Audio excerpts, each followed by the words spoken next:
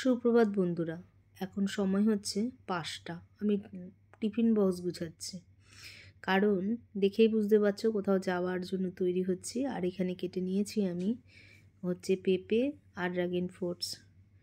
তো আমার অল ভিউয়ার্সকে ওয়ান্ডারনি শুক্লা পরিবার থেকে অসংখ্য ধন্যবাদ। আর আমি এখন পৌঁছে গেছি গিরি ময়দান।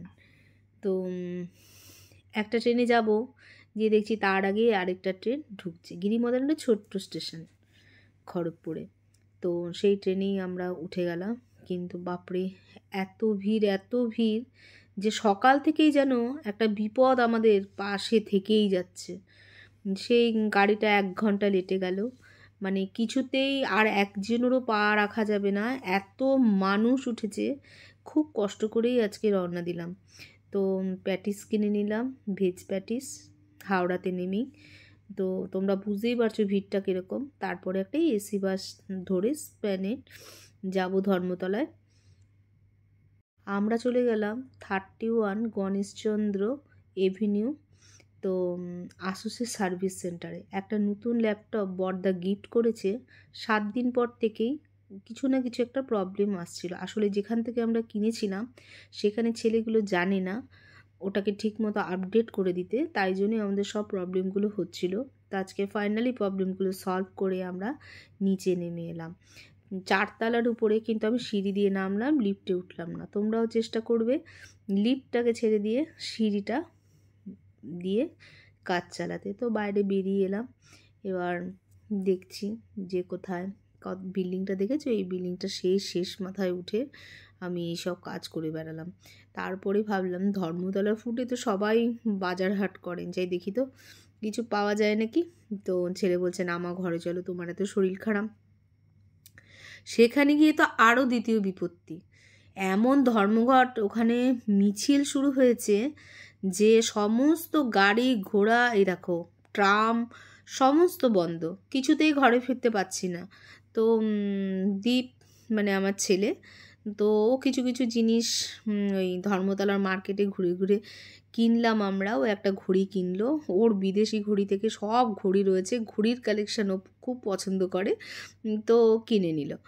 তো যাই হোক, সেদিনকাও ওর মামা একটা ঘড়ি দিয়েছে, তাও ওর ঘড়ি দরকার, যা এটা কিনে নিয়েছে। তো আমিও ঘুরে ঘুরে দেখছি, তো আমিও টুকটাক কিছু জিনিস কিনেছি। আর এরপরে ট্যাক্সি ধরে নিলাম, যেহেতু বাস নেই। তো দ্বিগুণ দামে ট্যাক্সি ধরলাম, কিছু করার নেই। বুঝতে পারছি যে অসুবিধা হবে, মানে ঠিকঠাক ভাড়াটা বলছে না, তাও আমার কিছু করার নেই। দেখো খালি বাস, কাউকে উঠতেও দিচ্ছে না, কিছু না, বিশাল একটা যানজট। মানে যে কী বিপদে আমরা আজকে পড়েছিলাম আর কার মুখ দেখেই বা বেরিয়েছিলাম ভগবানই জানে। তো যে দাদা ট্যাক্সি চালাচ্ছিল ভীষণ ভালো ছিল। তো এটা আমাদের রাজভবন। তো তার পাশ দিয়ে যাচ্ছিলাম, তো ছেলেকে দেখাচ্ছিলাম, দেখ বাবাই এটা রাজভবন। তো আমার বান্ধবীর বর এখানে সার্ভিস করে। তো একটু যাচ্ছি, মানে কি বলবো, একটা পা গেলেই আবার গাড়ি থেমে যাচ্ছে, আবার একটা পা গেলে গাড়ি থেমে যাচ্ছে। খুব কষ্ট করেছি আজকে। আর কলকাতা তো তুখোড় গরম পড়ে গেছে। তো কি করব, মাথা ঠান্ডা রেখেই চলাফেরা আর কি। ভাবছি কখন এসে পৌঁছাবো। তো এই যে ডাকঘরটা ছেলেকে দেখাচ্ছি যে বাবা এটা ডাকঘর আমাদের। তো ও দেখলো কলকাতায়। তো ব্রিটিশরা বানিয়ে নিয়ে গেছে এত শক্তপোক্ত জিনিস, যেটা আমি ছেলেকে দেখানোর চেষ্টা করলাম। তো সে বাবা আমাদের খাইয়েছিল, ঠিক বাবার নাতিকে আজকে নিয়ে চলে গেলাম দত্ত কেবিনে। তো 2 পিস মাছ, আলু ভাজা, ডাল ভাত, সবজি সব ও নিয়ে নিল। আর আমি নিয়ে নিয়েছি তড়কা আর রুটি, তার সাথে স্যালাড। বাবা এখানে নিয়ে গিয়ে ছোটোবেলায় আমাদের খাওয়াতেও, কলকাতায় নিয়ে গেলে, তাই আমি আজকে ওকে নিয়ে গেছিলাম। চল দাদু তোকে কোথায় নিয়ে যেত আমাদের, তোকে আজকে দেখাই। তো তারপরে হাওড়া ঢুকতে যাব, সেই মুখেই দেখলাম কুল, পুজো আছে, কিনতেই হবে। আর মহা ঔষধি দেখে নিলাম আমলকি, সেগুলো কিনে নিয়ে এবার হাওড়াতে ঢুকে গেলাম। ঢুকে গিয়ে মানে এখানেও ভিড়ের শেষ নেই, একটার পর একটা এক্সপ্রেস যাচ্ছে, কিন্তু আমাদের ট্রেন কিছুতেই পারফেক্ট টাইমে আসেনি। তো বসেই ছিলাম, তারপরে যা উঠে গেলাম। তো আসার সময় অনেকটা রাস্তার পরেই প্রায় মানে মেছেদা ক্রস করে গেছি, তারপরে একটু খালি হয়েছে। তো আমরা গিরি ময়দানে নেমে গেলাম। আজকের দিনটা খুবই মানে পরিশ্রম করলাম, সারা গায়ে অ্যালার্জি উঠে গেছে, অনেক শরীর খারাপ, পেট ব্যথা করছে। আমি একটা কথা কিছুতে বুঝতেই পারলাম না, পেট্রোল পাম্পে মোবাইলটা বের করতে বারণ করে, কিন্তু মোবাইলে ফোনপে জিপে করে টাকাটা দিতে বলে। এইটা কিন্তু আমি বুঝতে পারলাম না, তোমরা যদি জেনে থাকো বলো তো। এ দেখো আমি আমলকি কিনেছি, তারপরে স্ট্রবেরি কিনেছি।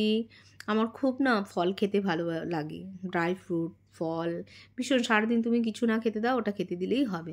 আর কিনেছি বকফুল, বোনকে দেবো আর আমরাও খাবো।